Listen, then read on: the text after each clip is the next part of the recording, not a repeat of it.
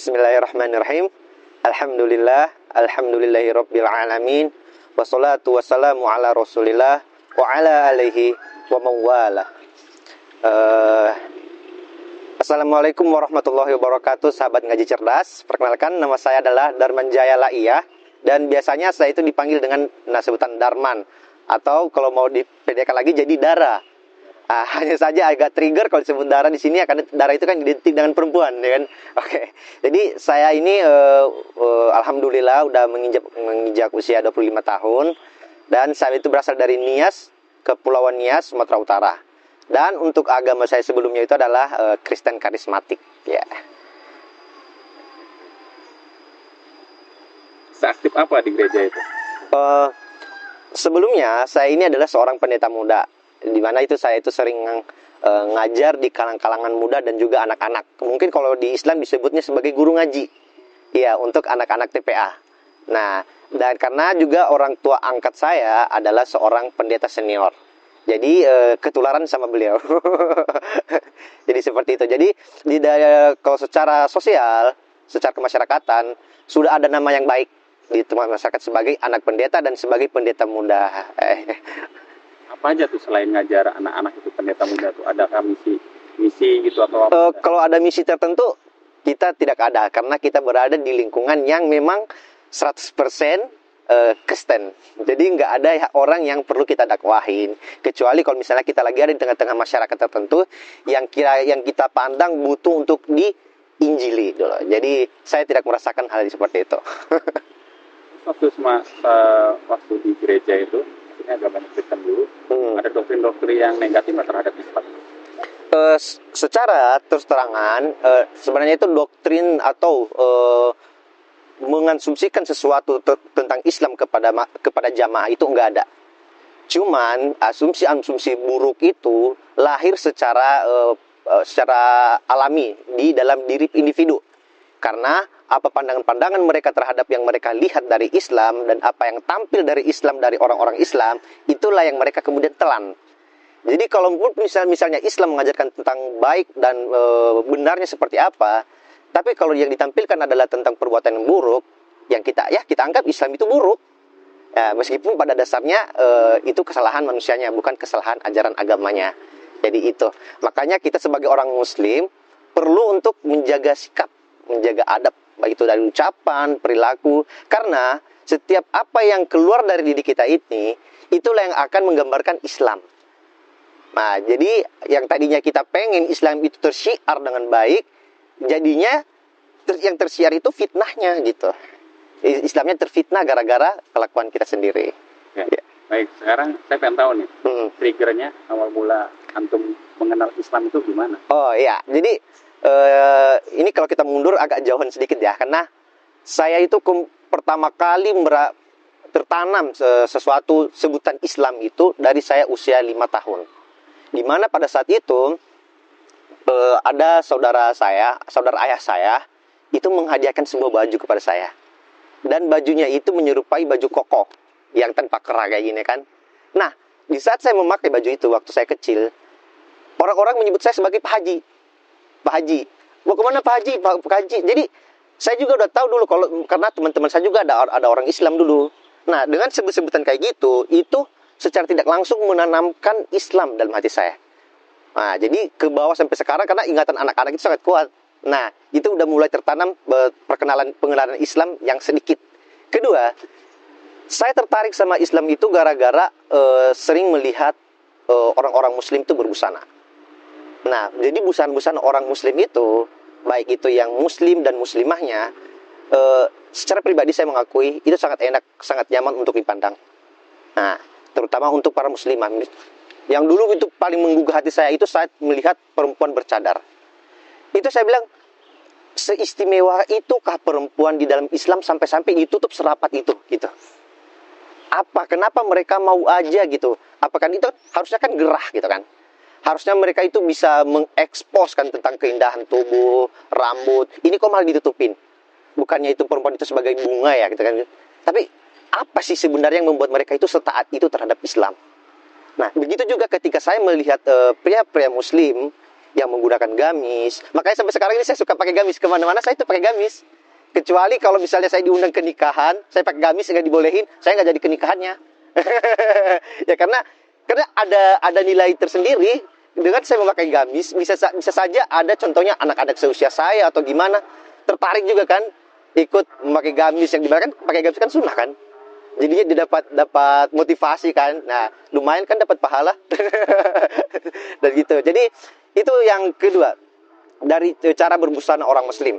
Nah, ada juga hal yang lebih istimewa di situ. Pada saat itu saya masih SMK, ada siswi pindahan dari luar daerah. Dia itu seorang muslim. Pakaiannya persis yang seperti pakaian anak sekolah di sini. Pakai rok panjang dengan panjang. Dan itu saya terapkan ke adik saya perempuan dulu. Dan tahu nggak apa pengaruhnya apa?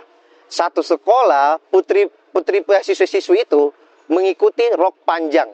Dan yang untung siapa? Dulu kami jualan pakaian, jualan seragam, kami juga menjahit. Omset meningkat. Padahal saya ingin itu menerapkan supaya adik saya itu nyaman dalam menggunakan pakaian. Tapi karena ditiruin, akhirnya ya secara tidak langsung memberikan omset yang tidak diduga-duga kepada usaha gitu. Nah, itu yang untuk alasan saya sebut ini sebagai alasan eksternal ya. Karena balik lagi pengaruh-pengaruh seperti itu sebenarnya hanya membuat kecintaan kayak tipis lah gitu ya kan. Hanya sekedar kagum aja.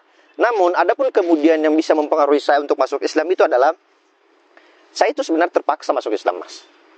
Iya, terpaksa itu karena saya emang udah nggak ada pilihan lain. Karena kalau ditanya terpaksa itu seperti apa? Ya kalau saya nggak mau menerima Islam, lalu dengan apa saya harus menolaknya gitu kan? Setelah sekian banyaknya Allah menunjukkan hidayah, Allah telah menunjukkan betapa besarnya hak kuasanya. Allah itu telah menunjukkan betapa banyak pembuktian bahwa bumi ini memang benar-benar ciptaannya gitu. Kita itu hanya ciptaan. Setelah Allah itu memberikan banyak bukti, lalu dengan apa kita harus bisa menyangkalnya? Saya sendiri dulu mengakui saya tidak bisa, saya tidak punya daya untuk menyangkal semua ini. Jadi saya rasa juga teman-teman saudara-saudari seiman saya juga sepakat dengan itulah ya. Dan balik lagi, dulu itu juga saya punya cita-cita untuk menjadi seorang pendeta. Nah, jadi di saat saya ingin menggeluti atau memperdalam ilmu agama saya tentang Kristen dulu untuk menjadi seorang pendeta, saya juga terngiang-ngiang tentang Islam. Nah, ketika saya ingin belajar tentang Islam, itu tidak semerta-merta langsung dapat hidayah. Enggak. Karena bagaimanapun saya punya keyakinan yang sudah tertanam dari kecil. Nah, itu yang menghambat saya dari awal, dari tahun-tahun sebelum saya syahadat itu untuk masuk Islam. Ditambah lagi dengan perilaku-perilaku masyarakat yang saya lihat tidak sesuai dengan ekspektasi saya. Di mana saya nanti searching di Google tentang Islam, tapi praktik yang saya dapatkan di lapangan itu tidak sesuai, akhirnya itu mengundurkan niat lagi. Mengundurkan niat. Nah, semakin juga saya mendalami ilmu agama saya juga tidak menemukan sesuatu yang bisa memuaskan. Nah, yang saya dapatkan hanya semakin banyak keraguan. Akhirnya saya stop tuh. Saya stop ateis sekitar 1 tahun. Saya mengalami ateis karena di mana saya tidak yakin dengan agama saya sebelumnya, dan saya juga masih belum punya keyakinan untuk agama yang selanjutnya gitu kan. Akhirnya itu saya ateis selama 1 tahun itu. Enggak tahu mau ngapain. Dan ternyata menjadi seorang ateis itu tidak enak. Jiwa itu tidak tenang. Jadi kalau misalnya ada orang sampai yang sekarang ini kayak ateis udah bertahun-tahun dan dia bilang dia baik-baik saja, saya berani bilang dia sedang berbohong. Iya, karena kita ini fitrah. Kita ini sebenarnya dari awal penciptaan itu sudah diperkenalkan dengan sang pencipta. Nah, ketika kita tidak mengakui kemudian bahwa kita itu punya sang pencipta, berarti kita sedang membohongi diri kita sendiri. Jadi naluri itu bakal menolak. Ya, hati nurani itu bakal menolak pernyataan kita itu. Nah, jadi saya nggak tahan dulu itu ateis. Setelah itu nggak tahan. Saya nggak menemukan kenyamanan dan ketenangan itu nggak ada. Yang ada malah kayak kegelisahan. Akhirnya saya nekat lagi.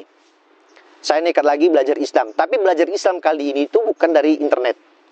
Langsung kepada orang Islam. Nah, orang Islam pertama yang ngajarin saya tentang Islam itu adalah paman saya. Ya, beliau yang memperkenalkan Islam kepada saya secara langsung pertama kali. Dan setelah itu dapat hidayah enggak? Setelah mendapatkan tentang mukjizat Al-Quran, tentang baiknya akhlak Nabi Muhammad dan segala pengaruhnya, itu tidak langsung 100% langsung dapat hidayah, enggak. Jadi masih ada proses lagi di saat itu dulu. Dan setelah berdialog dengan pembahasan tentang Islam, sekitar 2 bulan atau 1 bulan setengah itu ya, saya itu pekerjaannya hanya membaca buku-buku tulisan almarhum Ustadz Insan Mogoginta. Ya, sama nonton juga riwayat debat mereka dengan lintas-lintas agama. Dan setelah saya merasa benar-benar mantapnya itu dulu, saya itu benar-benar mantap bahwa Islam itu benar. Bukan benar-benar mantap ingin menyerahkan diri sepenuhnya ke Islam, tapi saya mengakui Islam itu benar. Nah, jadi saya bersedia untuk syahadat di tahun 2021. Itu tepatnya di tanggal 31 Agustus dulu ya. Nah, setelah itu setelah bersyahadat, paman saya itu tidak ingin saya itu hanya sekedar mualaf.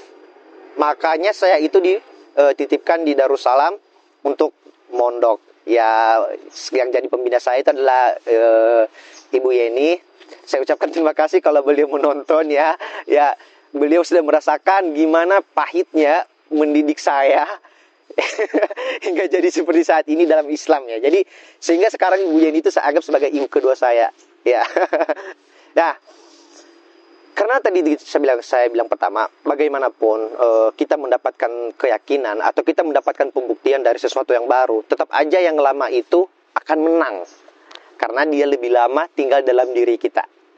Nah, saya 4 bulan mondok itu sebenarnya sia-sia. Kenapa? Karena saya belajar Islam itu jadinya hanya sebagai mencari-cari hal lain yang bisa saya gunakan untuk membatalkan keyakinan saya dengan Islam. Tapi qadarullah saya nggak berhasil.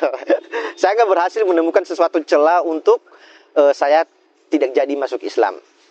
Nah, akhirnya keluar dari situ barulah munculnya penyesalan, di mana hidayah itu baru turun ya, baru benar-benar terasa bahwa selama yang saya pelajari ini tentang Islam sepertinya masih hambar.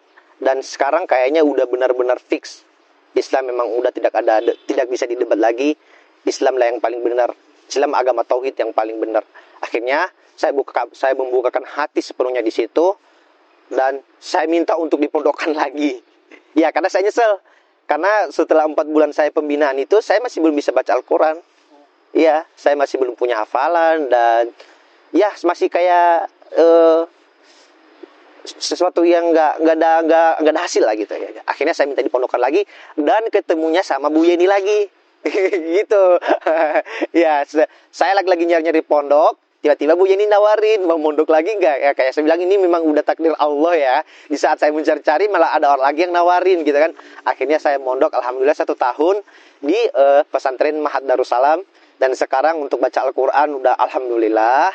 Dan untuk hafalan insya Allah udah 2 juz. Dan untuk ilmu fikih sekarang udah alhamdulillah. Namun tidak semerta-merta perjalanan itu kayak tadi saya ceritakan kayak gampang banget ya.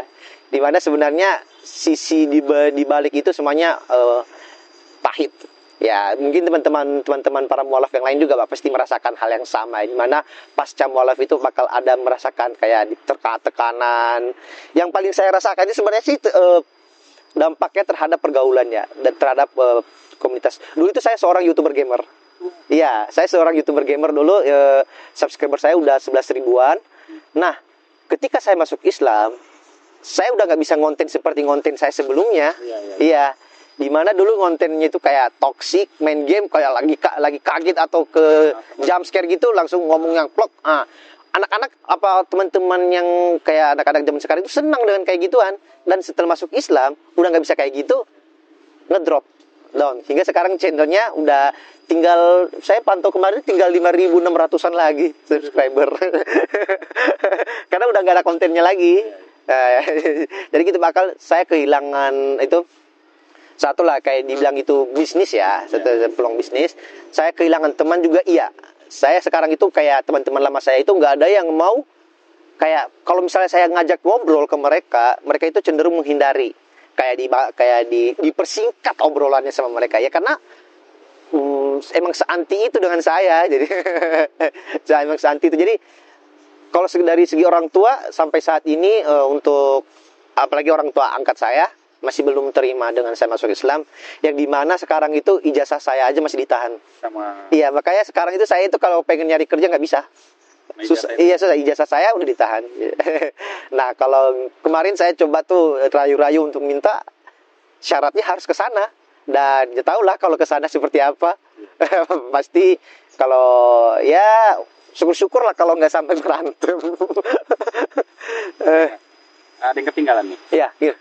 Apa yang antum dapatkan di Islam? Maksudnya kan antum masuk Islam nih. Apa sih yang antum temukan dalam Islam itu sehingga antum benar-benar masuk Islam? Benar nih. Benar.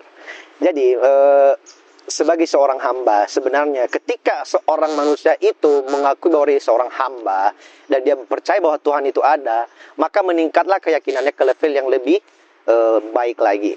Setelah saya masuk Islam, yang saya temukan apa? Semakin sadarnya saya terhadap dunia ini, bahwa dunia ini sementara. Semakin sadarnya saya untuk apa saya ini diciptakan di dunia ini. Sehingga ketika muncul perasaan-perasaan ingin ingin itu, ingin berkuasa atau ingin memperoleh itu disadarkan lagi oleh ketentuan untuk apa saya diciptakan. Yang seperti kata Allah dalam Al-Quran ya, wa ma khalaqtul jinna wal insa illa liya'budun. Kita ini diciptakan untuk menyembah. Jadi bukan untuk menikmati harta dunia. Adapun kalau kita menerima itu semua, itu bonus untuk kita. Jadi ketika kita sudah mampu memantapkan hati untuk penghambaan itu, maka kita itu hanya fokus untuk memperbaik akhlak, memperbaik ibadah, memperbaik relasi. Dari bagaimanapun relasi itu yang pertama kan itu ya, relasi terhadap Allah, ya, relasi terhadap manusia. Jadi itu yang terbenahi ketika masuk Islam. Dimana yang tadinya kita pada awalnya itu kayak cuek-cuek aja ya, kayak kalau disebut sekarang bahasa kasarnya kayak bodoh amat, sekarang jadi lebih peka karena menjalin silaturahim itu adalah hal-hal yang wajib. Ya, dan memutus silaturahim itu adalah hukumnya haram, gak boleh itu. Dan ada pun seperti perubahan akhlak itu udah pasti. Ya, dimana ketika kita mengucapkan sesuatu yang kita rasa itu tidak enak, pasti kita tahan dulu. Ini tidak sesuai dengan ajaran agama, ini tidak sesuai dengan sunnah Rasul. Dan istimewanya lagi, setelah masuk Islam itu, semuanya itu tidak ada yang gratis. Semuanya itu dibayar oleh Allah ya. Apa contohnya? Bahkan hal terkecil ya, menggunakan sendal contohnya. Masuk ke kamar mandi, itu kan ada sunnahnya, membaca doa. Kita baca doanya, kita dapat pahalanya gitu kan. Kayak mendapatkan pahalanya itu kayak gampang banget gitu loh.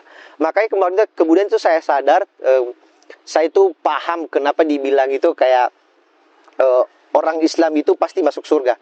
Ya karena pintu rahmatnya banyak banget. Karena cara dapat rahmat Allahnya itu caranya banyak gitu. Jadi ya udah pasti masuk surga, meskipun kalau misalnya ada dosa yang tidak bisa terhapus, dimasukkan ke neraka dulu untuk menghapus ya. Tapi yang penting tidak syirik aja kan, pasti masuk surga. Apabila seandainya memang tidak ada perbedaan antara Tuhan saya dengan keyakinan yang lain dengan yang sekarang, maka saya tidak perlu ada dalam Islam sampai sekarang gitu. Ketika semuanya sama, maka saya tidak perlu pindah. Untuk apa? Toh juga kalau saya pertimbangkan, malah lebih enak di keyakinan sebelumnya. Karena di keyakinan sebelumnya itu bisa bebas melakukan apa saja, tidak ada syariat. Sedangkan di Islam ada syariatnya.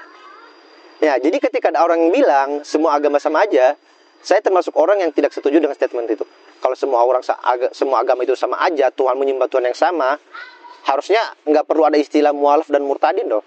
Nggak ada, benar nggak? Dan ketika pun ada orang yang bilang, contohnya dari orang Muslim ngomong kayak gitu, semua agama sama aja, menyembah Tuhan yang sama, ya udah anak bapak silakan suruh ke gereja, mau nggak? Pasti dia tetap nggak mau kan? Itu karena fitrahnya memang mengatakan bahwa Tuhan itu Tuhan antara agama satu dan yang satu itu beda gitu. Keyakinan Tuhannya beda. Di Islam Tuhan itu ya cuma satu. Sedangkan di agama saya sebelumnya itu Tuhan itu ada satu emang, tapi ada dua tiganya gitu. Ada tapinya. Ya begitu ya. Jadi teman-teman muslim dan muslimah yang semoga dirahmati Allah, jangan ikut-ikutan dengan statement seperti itu ya. Tadi awal pertama masuk Islam itu sebenarnya cuma masuk secara teori. Iya. Belum benar-benar, karena saya cuma dapat teorinya doang, masih dapat feel-nya itu belum. Maka ketika saya syahadat itu saya masih kayak kayak sesuatu kayak gimana juga kayak iya, ya udah ngikutin aja, ngikutin alurnya aja.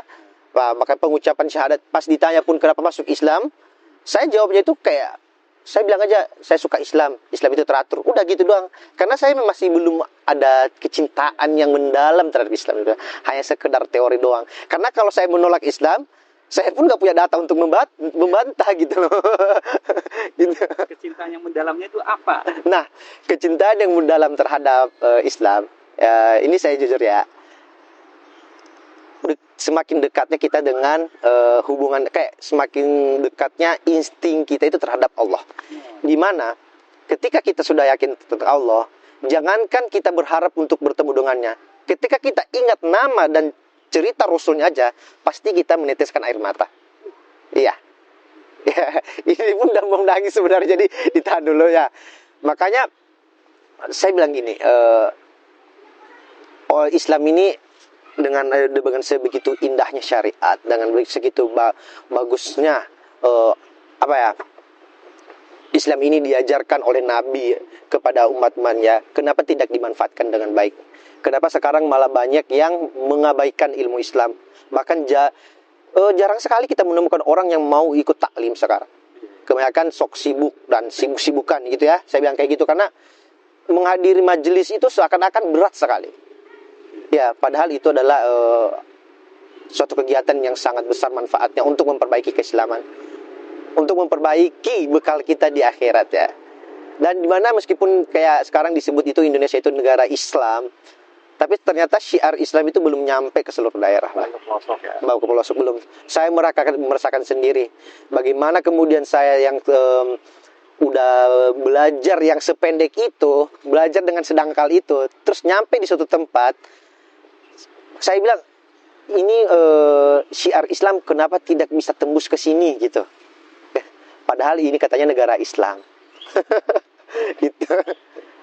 Sebenarnya yang paling berkesan itu lebih ke Al-Quran sih, dengan kisah Nabi.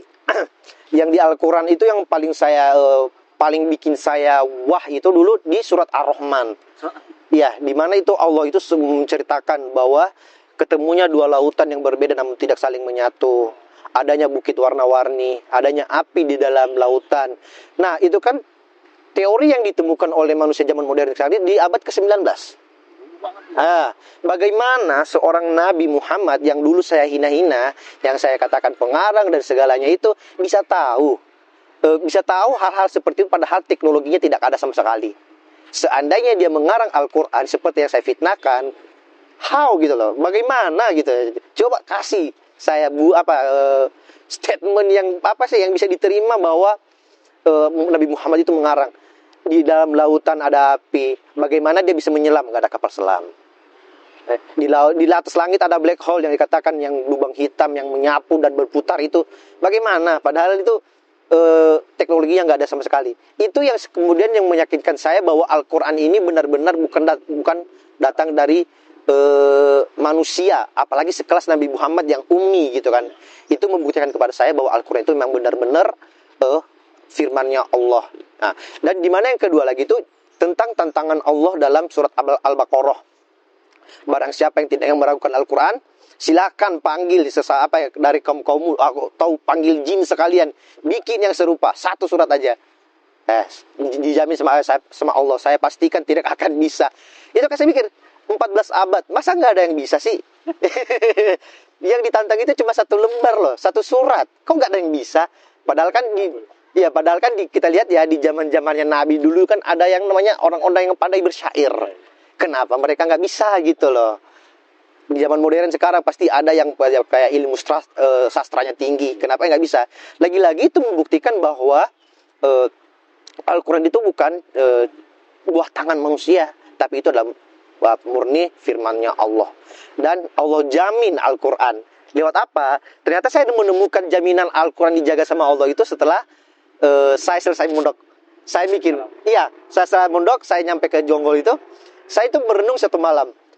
Kenapa sih Allah itu menyebutkan bahwa Al-Quran itu dijamin dan dijaga? Dengan apa gitu? Dengan apa? Ternyata saya baru sadar Al-Quran itu dijaga oleh Allah lewat para hafiz, yaitu dengan cara menguatkan hafalan mereka. Baru saya oh ternyata ini cara Allah untuk mempertahankan, menjaga Al-Quran. Jadi dulu statement saya itu ya, saya mencari-cari bagaimana Allah menjaga Al-Quran itu seperti apa gitu. Jadi untuk para hafiz ya, selamat ya kalian menjadi orang kepercayaan Allah. Dijaga keistiqomahannya. Sebenarnya saya tidak mau lagi untuk mengingat-ingat itu ya, karena terlalu vulgar dan buat pelajaran apa-apa. Ya, dan sangat krusial. Dulu itu orang yang termasuk saya ya, dalam hal ini saya pribadi sebagai orang yang non muslim itu mempunyai dua sifat. Satu, sifat bodoh amat. Kedua, sifat benci. Nah, yang paling besar dalam diri saya dulu waktu saya belum masuk Islam itu adalah benci. Jadi apapun tentang kebaikan yang diomongkan tentang Islam itu nggak masuk. Yang masuk itu tentang keburukan. Fitnah-fitnah apa kemudian yang saya lontar-lontarkan terhadap Nabi, subhat-subhat tentang Islam, itu saya yang sangat saya sesali sampai sekarang ya. Makanya saya tadi itu, saya itu sebenarnya nggak pengen ingat-ingat itu lagi ya kan. Tapi termasuk ya tipis-tipis, dulu itu saya sering menyebut bahwa Nabi itu adalah tukang poligami. Nabi itu adalah tukang poligami karena istrinya 11. Nah, padahal kalau misalnya Nabi kita sebut sebagai poligami, harusnya nggak sama janda dong. Kan dia Nabi, masa nggak bisa dapat gadis, gitu kan? Lagi-lagi bantahannya itu. Dan ternyata Nabi pun poligami itu ada tujuan dakwahnya. Dimana ketika dia menikahi seseorang, ada satu kafilah yang masuk Islam. Jadi bukan karena syahwat, bukan karena nafsu. Nah, ada lagi kemudian di mana saya itu menyebut Nabi Muhammad itu sebagai tukang cabul. Iya, karena yang kita dengar, yang saya dengar dulu tentang Nabi Muhammad itu bahwa Nabi itu menikahi seorang anak-anak. Dan kita berpikir ya menikahi anak-anak, apalagi kalau bukan kayak gitu sebutannya. Ya nauzubillahi min zalik ya. Nauzubillahi min zalik ya. Itu termasuk kesalahan besar saya sekarang. Ya. Dan sebenarnya ada banyak. Saya nggak mampu untuk menyebutkannya sekarang. Saya menyebutkannya sekarang itu sebagai aib. Jadi saya nggak mampu untuk menyebutkannya kembali. Itu antum dapat bisa membenci sebenci itu terhadap Rasulullah, antum informasinya dari mana? Nah, kan saya udah bilang tadi, kita benci terhadap Rasulullah itu sebenarnya bukan sesuatu yang ada alasan, tapi sesuatu yang tanpa alasan. Karena yang kita rasakan itu adalah mereka berbeda dengan kita. Jadi segala sesuatu yang berbeda dengan kita itu adalah lawan. Nah, jadi ketika ada informasi yang dilontarkan atau subhat yang dilontarkan dari sesama terus nyampe ke telinga, itu nggak akan diklarifikasi, langsung ditelan saja. Karena bagaimanapun mereka musuh, ngapain kita mengklarifikasi mereka ya kan? Yang penting kita punya bahan untuk menyerang, apalagi di Facebook dulu. Di Facebook itu saya sering debat lintas agama dengan grup-grup Facebook dulu. Dan yang terlontar ya pasti itu fitnah-fitnah, menjelek-menjelekan, maki-maki dan lain-lain. Itu ada mempelajari agama Islam untuk menjelekan kan? Ya, tujuan awal saya 4 bulan itu ya itu. Mempelajari Islam? Iya, saya masuk pondok 4 bulan itu ya tujuan saya itu. Tujuannya? Untuk mencari-cari kelemahan Islam. Yang aku dapat apa? Yang saya dapatkan apa? Saya minta mondok lagi.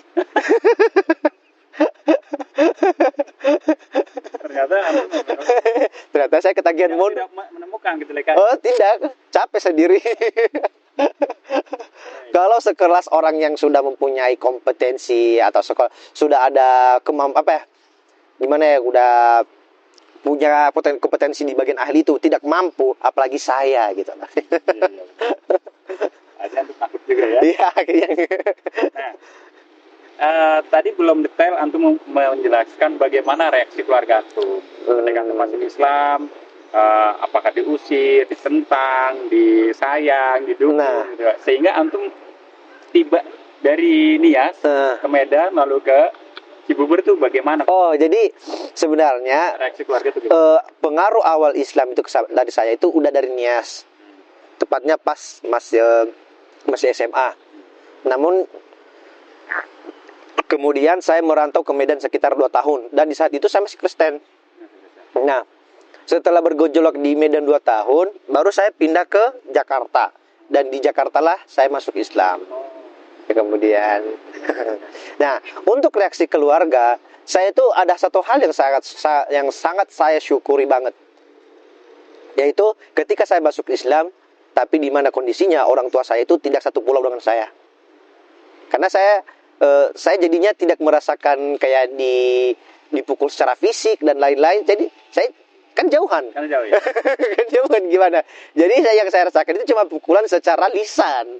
Meskipun ya sebenarnya secara sakit ya sama-sama aja sakit. Cuman itulah termasuk keuntungan kalau mau ketemu ke saya. Tapi untuk secara relasi dengan orang tua udah tentu renggang. Bahkan sampai sekarang. Kalau misalnya nelpon sekarang masih suka disudutkan, masih suka diserang, itu udah pasti. Berarti belum menerima. Ya, apalagi dengan keadaan saya itu orang tua angkat. Nah, karena orang tua kandung saya itu termasuk aib sih kalau dibilang nggak sih? Oh iya. Saya sebutkan aja broken home ya. Jadi saya itu dari kecil sampai besar itu hidup di rumah orang. Jadi saya itu nggak ya kayak tinggal dengan keluarga kandung itu mungkin ada setahun 2 tahun. Selebihnya itu tinggal hidup dengan kasih sayang orang. Oke, sampai saat ini. Orang tua kandung udah masuk bodoh gitu. Kalau untuk orang tua kandung, sebenarnya mereka lebih ke nggak bisa berbuat apa-apa. Ya, pengen hadang tapi bagaimana gitu ya. Akhirnya ya yang kandung ini, ya sebenarnya yang kandung cuma sisa ibu doang sih. Ya, dia bilang ya udah terserah kamu aja, lihat jalanmu sendiri, kamu lewati jalanmu sendiri. Jadi yang tentang tuh yang ayah angkat pendeta itu. Iya, udah jelas. Pendeta. Iya. Itu bikin geger di gereja nggak tuh? Katanya iya. Kan saya nggak tahu tapi kata menurut keterangan adik-adik saya perempuan, katanya itu, "Bang, bapak abang kenapa sih masuk Islam? Lihat itu, muka bapak mau ditaruh di mana?" katanya. Satu ini sekarang masyarakat itu ngomonginnya gini. Bapaknya pendeta tapi kok anaknya kayak gini. Karena meskipun saya orang tua angkat, tapi saya itu dianggap sebagai anaknya bapaknya. Gini. Dia kata, bapaknya pendeta menceramahi kita kayak gini. Lihat anaknya tuh. Masuk Islam, masuk ajaran agama munafik katanya. Nah, ya emang kita gitu. Kita juga mandang Islam itu agama munafik. Apalagi ketika dengar azan. Dulu tuh waktu saya masih Kristen itu, ini saya pribadi ya, saya nggak menyebutkan orang lain. Kalau mendengar azan itu, saya itu menyamakannya dengan suara anjing menggonggong. Iya. Makanya kemarin pas ada yang gitu ya, isu yang seorang pejabat yang ngomong tentang itu, ya saya bilang, oh ini sifat saya dulu. Ini sifat saya dulu ya. Apalagi kalau dengar Al-Quran, kita kayak ngomongnya itu ya, ngapain sih orang-orang munafik baca-baca Al-Quran, nggak ngerti juga. Kenapa bilang munafik? Iya, karena namanya juga pembenci. Namanya juga pembenci ya. Udah ada penyakit dalam hati ya, ngomongnya pasti kayak gitu. Meskipun kalau ditanya kenapa disebut munafik ya, nggak punya jawabannya. Padahal setelah sadar sekarang, saya bilang, dulu saya nyebut Islam itu orang-orang munafik. Padahal saya dulu yang munafik. Ya, begitu. Kalau secara sekarang, kan saya masih belum merasakan nih tentang mencari nafkah dan lain-lain ya. Karena setelah pas saya mualaf itu, saya langsung dipondokkan. Tapi yang paling terasa untuk saya itu adalah dimana tidak ada, saya itu punya ketenangan dan tidak punya keterburu-buruan terhadap sesuatu hal. Jadi tidak ada kayak sesuatu hal kayak pengen ini tuh kayak diburu-buru banget, enggak. Karena balik lagi kembalikan, kalau misalnya itu memang udah rezeki saya, Allah pasti takdirkan dia untuk saya. Kalau itu bukan rezeki saya, dia tidak akan jadi milik saya gitu. Jadi lebih ada ketawaduan atau gimana disebut itu. Nah, jadi lebih ada sifat pasrahnya, lebih percaya kepada takdir Allah. Dan untuk relasi, ya tentu sekarang itu saya mengakui sendiri bahwa untuk relasi termasuk diperbaiki sedikit ya. saya kayak nggak punya sesuatu target yang istimewa ya, karena saya anggap Islam, saya masuk Islam itu kewajiban, ya bukan sesuatu yang harus ditukar tambah dengan apapun. Ya jadi ketika saya masuk Islam, saya itu tidak menginginkan kayak saya masuk Islam saya pengen dapat ini, enggak. Bahkan untuk urusan kehidupan itu sebenarnya saya pisah untuk urusan Islam. Jadi untuk urusan kehidupan jangan sampai mengganggu urusan akidah saya, dan akidah saya jangan sampai membuat saya itu semakin lemah untuk kehidupan saya gitu. Kalau boleh semakin bertambah gitu. Sebenarnya untuk ya ada ya kata-kata pepatah yang mengatakan kemarin itu berdebat dengan orang bodoh itu adalah hal yang sia-sia. Nah, saya termasuk orang yang memilih untuk menghindari hal yang sia-sia. Nah, jadi cukup mengatakan satu hal aja, semoga dapat hidayah. Nah, karena percuma mendebat mereka dengan sejuta fakta pun nggak bakal diterima. Ya, karena emang tabiatnya seperti itu. Kecuali kalau mereka punya keinginan sendiri untuk membantah, sama seperti yang saya lakukan ketika saya masuk Islam. Saya punya subhat, saya punya fitnah terhadap Islam, tapi saya sendiri yang mengusahakan untuk membantahnya. Itulah yang membuat saya semakin yang kemudian membuat saya itu jatuh cintanya itu benar-benar sangat jatuh cinta dengan Islam. Karena bantahan saya itu saya bantah sendiri. Jadi bukan orang lain. Islam kafah itu kan namanya masuk Islam secara menyeluruh ya. Dimana kalau disebut masuk Islam secara menyeluruh bukan hanya KTP-nya doang, bukan hanya badannya doang, tapi harus disertakan dengan akhlaknya juga kan. Termasuk juga untuk muamalahnya, di mana muamalah dan lain-lain hal aspek yang berkaitan dengan Islam. Dan sekarang itu kayak sangat agak sedikit prihatin kalau melihat masyarakat ya sekarang kayak disebut Islam, tapi kayak perilaku, ucapan, tapi mereka Islam gitu. Tapi perbuatan mereka sehari-hari itu tidak menggambarkan Islam. Makanya disebut Islam kafah itu masuk secara keseluruhannya. Jadi ya jangan cuma namanya doang Islam gitu loh. Jadi harus ditunjukkan juga bahwa melalui perbuatan dan ucapan gitu. Jangan aja. Jadi untuk pengalaman saya sendiri, cara saya paling pertama untuk menjaga keistiqomahan itu yaitu mencegah pergaulan. Ya, karena saya udah punya akidah. Namun ketika saya bermuamalah kembali kepada orang-orang di saat akidah saya itu masih belum kokoh, otomatis saya akan goyah. Apalagi ketika mereka menyinggung tentang hal-hal yang memang dulu kita pernah lakukan. Nah, kita lagi pengen tobat nih, pengen keluar dari zona itu. Tiba-tiba kita diajak lagi ke situ. Nah, sedangkan kita masih belum sekuat itu untuk memilah diri. Ya, jadi makanya saya lebih memilih untuk menjaga pergaulan. Ya, sebisa mungkin saya jangan dulu berkomunikasi dengan yang kira-kira tidak memberikan efek positif untuk saya. Nah, setelah kemudian saya rasa akidahnya udah kuat, baru saya kemudian mulai menjalin muamalah seperti normal, kayak masih kayak berdialog biasa, meski kayak debat-debat tipis-tipis itu nggak apa-apa. Yang penting kita itu tetap menjaga pergaulan itu, yang dimana pergaulannya itu jangan sampai merusak akidah kita yang sudah kita usahakan. Dan balik lagi, jangan pernah berhenti belajar. Ketika kita sudah masuk Islam namun tidak mau belajar, maka apa yang kita usahakan selama ini akan tidak memberi manfaat apa-apa untuk kita. Ya, jadi semua orang bisa saja belajar tentang Islam, tapi ketika dia tidak mampu menjaga dan tidak memohon pertolongan kepada Allah, maka semua itu akan sia-sia. Baik, di mana kita banyak dengarkan ada orang mualaf yang katanya dapat hidayah, 1 bulan kemudian, 1 tahun kemudian balik lagi ke Kristen. Ya, karena gejolaknya kayak gitu, karena tidak mempunyai ketekunan untuk mempertahankan. Baik, terima kasih saya ucapkan kepada teman-teman semua yang dari Ngaji Cerdas yang telah bersedia untuk memberikan ruang kepada saya menyampaikan kisah tentang perjalanan hijrah saya di sini.